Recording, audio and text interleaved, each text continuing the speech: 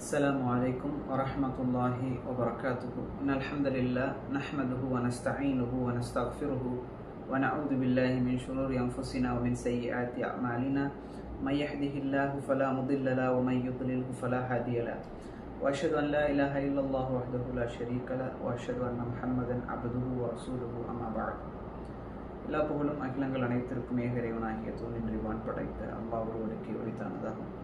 அவனது சாந்தியும் சமாதானமும் அவனுடைய இறுதி தூதர் முஹம்மது ஸல்லல்லாஹு அலைஹி வஸல்லம் அவர்கள் மீதும் அவர்களை பின்பற்றி வாழ்ந்த சத்திய சஹாபாக்கள், தாபியங்கள், தபா தாபியங்கள், உலமாக்கள், நல்லோர்கள், நாம் நேசிப்பவர்கள், நம்மை நேசிப்பவர்கள் அனைவரின் மீதும் என்றென்றும் நின்றவற்றுமாக. இல்லாமல் அல்லாஹ்வின் நல்லடியார்களே, இன்றைக்கு நாம் இமாம் புகாரி ரஹிமஹுல்லா அவர்களுடைய வாழ்க்கை வரலாறு, அவர்கள் சம்பந்தமான ஒரு சில விஷயங்களை சுருக்கமாக, எந்த அளவுக்கு சுருக்கமாக முடியுமோ அந்த அளவுக்கு சுருக்கமாக, மிக சுருக்கமாக பார்க்கலாம் இன்ஷா அல்லாஹ். என்னென்று சொன்னால், இதே போன்ற இமாம்களை, அதே போல் சில நபித்தோழர்களையும் இன்ஷா அல்லாஹ் நம்ம பார்ப்போம். இவர்களை பற்றி அறிந்து கொள்வதனூடாக இவர்களுடைய தகுதி என்ன, இவர்களை பற்றி தவறாக பேசும், தரக்குறைவாக பேசக்கூடியவர்கள் இவர்களை எந்த அளவுக்கு அறிந்திருக்கிறார்கள், அவர்களுடைய தரம் என்ன, பேசக்கூடியவர்களுடைய தரம் என்ன என்பதை பற்றியெல்லாம் நாம் தெரிந்து வைத்திருக்க வேண்டும். பேசக்கூடியவர்களை பற்றிய தகுதிகளை நாம் தெரிந்திருக்க வேண்டிய அவசியம் கிடையாது. ஆனால் இமாம் புகாரி, அதே போன்ற இமாம் முஸ்லிம், இமாம் திர்மிதி, அபூ தாவூத், இப்னு மாஜா, நசாயி, அதே போன்று இன்னும் பல இமாம்கள், இமாம் குர்துபி, இமாம் தபரானி, இமாம் தபரி, இதே போல் எல்லா இமாம்களையும் பற்றி படிப்பதும், அதே போல் சஹாபாக்களை பற்றி, முன்பெல்லாம் எப்படி 4 ஹலீஃபாக்களுக்கு அடுத்து வந்தவர்களை விமர்சித்து கொண்டிருந்தார்கள், இன்று எப்படி தலைகீழாக போய் 4 ஹலீஃபாக்களில் ஒருவரையே விமர்சனம் செய்யக்கூடியவர்களுக்கு வந்துவிட்டார்கள். இன்னும் அப்படியே அல்லாஹ் பாதுகாக்க வேண்டும். அது எங்கே போய் நிற்கும் அப்படிங்கிறது நமக்கு தெரியல. அதனால் நாம் சுருக்கமாக இவர்களை பற்றி, சலஃபுகளை பற்றி அறிந்து கொள்வதில் நாம் கவனம் செலுத்த வேண்டும். அதில் முதலாக இமாம் புகாரி ரஹ்மத்துல்லாஹி அலைஹி அவர்களை பற்றி ஒரு சுருக்கமான ஒரு வரலாறை நாம் தெரிந்து கொள்ள வேண்டும். இமாம் புகாரி ரஹிமஹுல்லா அவர்களுடைய பெயர் என்ன அப்படி என்று சொன்னால், முஹம்மது இப்னு இஸ்மாயில் இப்னு இப்ராஹிம் இப்னு முகீரா இப்னு பர்திஸ்பா அல் ஜுவஃபி அல் புகாரி, இதுதான் அவருடைய பெயர். இவர்கள் பிறந்த ஊர் புகாரா, அதனால தான் அந்த புகாரி அப்படிங்கிற பெயர் வருது. ஆனால் அவருடைய உண்மையான பெயர் என்ன? முஹம்மது இப்னு இஸ்மாயில் இப்னு இப்ராஹிம் இப்னு முகீரா இப்னு பர்திஸ்பா அல் ஜுவஃபி. அப்போ இதில் வரக்கூடிய அந்த முப்பாட்டனார் முகீரா, புகாராவினுடைய, அந்த புகாரான்னு சொல்லக்கூடிய அந்த இடத்தினுடைய ஆளுநராக இருக்கக்கூடிய யமான் அல் ஜுஅஃபி என்பவர் இடத்தில் தான் இஸ்லாத்தை ஏற்றுக்கொண்டார்கள். அதனால் அல் ஜுஅஃபி என்று வரக்கூடிய அந்த பெயர் என்பது அவர் அந்த பரம்பரையில் வரக்கூடிய பெயர் அல்ல. இவர்கள் மூலியமாக முகீரா அவர்கள் இஸ்லாத்தை ஏற்றுக்கொண்டதனால் இந்த பெயரும் அந்த பரம்பரை பட்டியலில் சேர்க்கப்படுவது என்பது அக்காலத்தினுடைய ஒரு மரபாக இருந்தது. அதை நாம் தெரிந்து கொள்ள வேண்டும். அப்போ முஹம்மது என்பதுதான் இமாம் புகாரியுடைய பெயராக இருக்கின்றது. இவருடைய தந்தை இஸ்மாயில், இவர்கள் எப்படிப்பட்டவர்களாக இருந்தார்கள் என்று சொன்னால், இவரும் ஒரு ஹதீஸ் கலை அறிஞராகவும் அறிவிப்பாளராக கூட இருந்தார்கள். இவர்கள் என்ன செய்தார்கள்? ஹம்மாத் இப்னு ஸைத் ரஹிமஹுல்லா, அதே போல் இமாம் மாலிக் ரஹிமஹுல்லா அவர்களிடத்தில் இருந்தெல்லாம் என்ன செஞ்சிருக்கிறாங்க? ஹதீஸ்களை அறிவித்திருக்கிறார்கள். அப்போ இவங்க பிறந்த ஊர் நமக்கு தெரியும், புகாரா, உஸ்பெகிஸ்தானில் இருக்கக்கூடிய அந்த ஊர். இவர்கள் பிறந்த வருடம் ஹிஜ்ரி 194 ஜும்மாவுடைய தினத்திலே பிறந்தார்கள், ஷவ்வால் மாதம் 13ஆம் பிறை. இப்போது இவர்களுடைய தந்தையை பொறுத்த வரைக்கும் சிறு வயதிலேயே என்ன செஞ்சிட்டாங்க? வஃபாத் ஆகிவிட்டார்கள். அப்போது தாய் எப்படிப்பட்டவர்களாக இருந்தார்கள்? ஒரு மார்க்கப்பற்றுள்ள ஒரு பெண்ணாக இருந்ததன் காரணமாக அவர்கள் நல்ல முறையில் இமாம் புகாரி அவர்களை வளர்த்தார்கள். இமாம் புகாரி ரஹ்மத்துல்லாஹி அலைஹி அவர்கள் சிறு வயதிலேயே கண் பார்வை இழந்தவர்களாக இருந்தார்கள். பிறகு தாயினுடைய துவாவின் மூலமாகத்தான் கண் பார்வை அவர்களுக்கு கிடைத்தது என்று இமாம் இப்னு ஹஜர் அல் அஸ்கலானி ரஹ்மத்துல்லாஹி அலைஹி அவர்கள் என்ன செய்றாங்க? நமக்கு சொல்லித்தராங்க. இமாம் அவர்கள் குர்ஆனை ஹிஃப்து செய்து முடித்தார்கள் 10 வயது. 10 வயதில் என்ன செஞ்சாங்க? குர்ஆனை ஹிஃப்து செய்து முடித்தார்கள். அதே போல் இவர்களுடைய ஆசிரியராக இருக்கக்கூடிய முஹம்மது இப்னு அபு ஹாத்திம் ரஹிமஹுல்லா அவர்கள் ஒரு சம்பவம் அது. அவர்கள் இஸ்னாதை சொல்லிக் கொண்டிருக்கக்கூடிய நேரத்தில் இமாம் புகாரி அவர்கள் அந்த இஸ்னாதில் வரக்கூடிய பிழையை சுட்டிக்காட்டி இதுதான் சரியான இஸ்னாத் என்று ஆசிரியருக்கு கற்றுக் கொடுத்தார்கள். எத்தனை வயதில்? 11 வயதில். 11 வயதில் அவர்கள் ஆசிரியருக்கு இஸ்னாதை கற்றுக் கொடுக்கிறார்கள். அந்த அளவுக்கு அல்லாஹ் அவர்களுக்கு மனன சக்தியை வழங்கியிருந்தார். அதே போன்று இமாம் புகாரி அவர்கள் பிறந்த ஊர் புகாராவாக இருந்தாலும் தன்னுடைய தாய் என்ன செஞ்சாங்க, அவரையும் அவருடைய சகோதரர் அஹ்மத் என்று சொல்லக்கூடியவர் அவரையும் கூட்டிக் கொண்டு மக்காவுக்கு என்ன செஞ்சிட்டாங்க, வந்துட்டாங்க.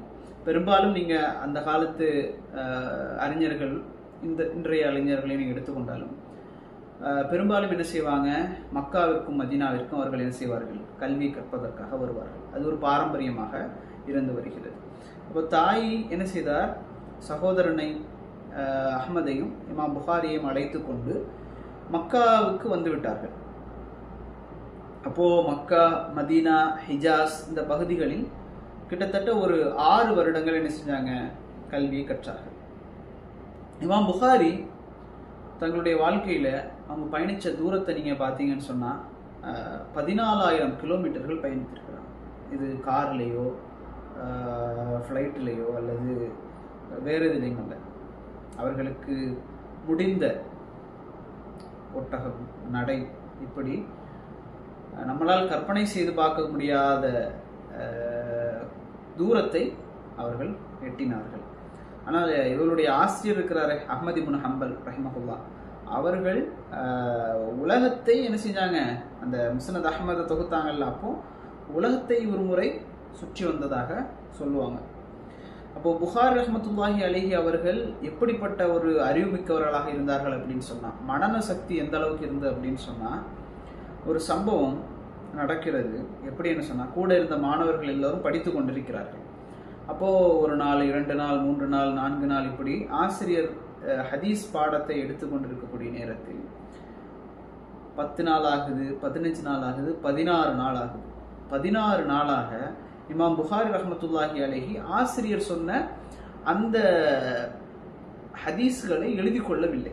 தங்களுடைய அவங்க நோட்ஸ் வச்சுருப்பாங்க இல்லையா, அதில் அவங்க எழுதி கொள்ளலை. அப்போ மற்ற மாணவர்கள் எல்லோரும் எழுதி வைத்திருந்தார்கள். அப்போ அவங்க எல்லாரும் என்ன செஞ்சாங்க, 16 நாட்களாக இமாம் புகாரி ரஹ்மத்துல்லாஹி இடத்துல உபதேசிக்கிறாங்க, எழுதி வச்சுக்கொள்ளுங்க அப்படின்னு. 17ஆவது நாள் என்ன செய்கிறாங்க, அந்த மாணவர்கள் இங்கே எழுதி வைக்க மாட்டீங்களா, ஏன் இப்படி இருக்கிறீங்க அப்படின்னு சொல்லி. அப்போ இமாம் புகாரி என்ன சொன்னாங்க, நீங்கள் எழுதி வைத்திருக்கக்கூடிய ஹதீஸ்களை எல்லாம் எனக்கு வாசித்து காட்டுங்கள் அப்படின்னு சொல்கிறாங்க. அப்போ அவங்க வாசித்து காமிக்கிறாங்க. இமாம் புகாரி தாங்கள் மனனம் செய்து வைத்திருந்த அந்த ஹதீஸுகளை அவங்களுக்கு என்ன செய்கிறாங்க, வாசித்து காமிக்கிறாங்க.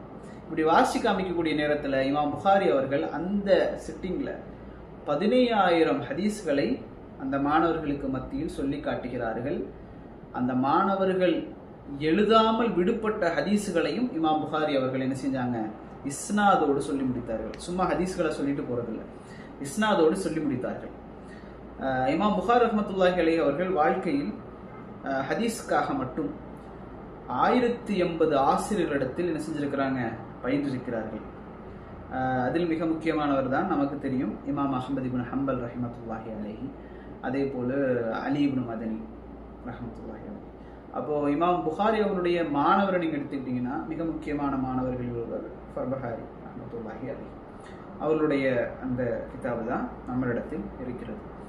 அப்போது இமாம் புகாரி ரஹ்மத்துல்லாஹி அலைஹி அவர்களை பொறுத்த வரைக்கும் ஹதீஸ்களில் எந்த அளவுக்கு அவங்க தியாகத்தை செஞ்சாங்க அப்படின்னு சொன்னால், ஒவ்வொரு நாளும் இரவில் 25 முறைக்கு மேலாக என்ன செய்வாங்க, எந்திரிச்சு ஞாபகம் வரக்கூடிய ஹதீஸை எழுதி வச்சுருவாங்க. தூங்குவாங்க, ஞாபகத்துக்கு ஒரு ஹதீஸ் வரும், உடனே எழுதி வைப்பாங்க. இப்படி அவங்க ஒரு நாளையில் இரவில் 25 முறைக்கு மேலாக அவங்க என்ன செய்வாங்க, எழுந்து எழுந்து எழுந்து எழுந்து எழுதக்கூடியவர்களாக இருந்தார்கள். சும்மா எழுதுறதில்லை, ஒவ்வொரு முறை அவர்கள் ஹதீஸுகளை எழுதக்கூடிய நேரத்திலும் அவங்க என்ன செய்வாங்க, ஒரு ஹதீஸ் எழுதுவதற்கு முன்பாக இஸ்திகாரா செய்துவிட்டு 2 ரக்காத் உது செய்து தொழுது விட்டு அப்போ தான் எழுதுவாங்க. அந்த அளவிற்கு அவர்கள் இந்த ஹதீஸுக்கு கொடுத்த முக்கியத்துவம் தான் இன்னும் அந்த கிதாப் நம்மளோடு இருக்கிறது.